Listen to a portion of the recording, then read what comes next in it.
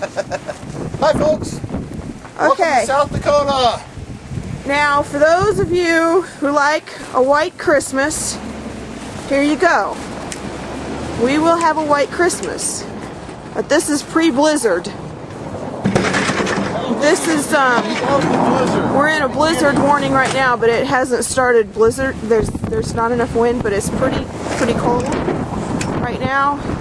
Wind chills maybe 20 below or so. Oh yeah, it's pretty cold. Our horses are out there around the hay bales, stuffing their faces.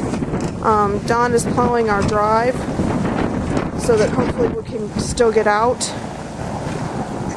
tomorrow or Saturday. The blizzard warning is from today. It started 2 hours ago and it's until noon on Saturday. Samuel's been out and fed the dogs. You can see where the dogs are put up.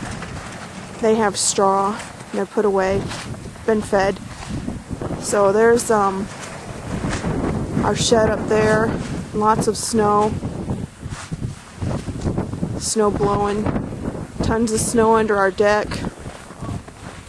So wave, Samuel. Samuel holding the box. So anyway, there you go.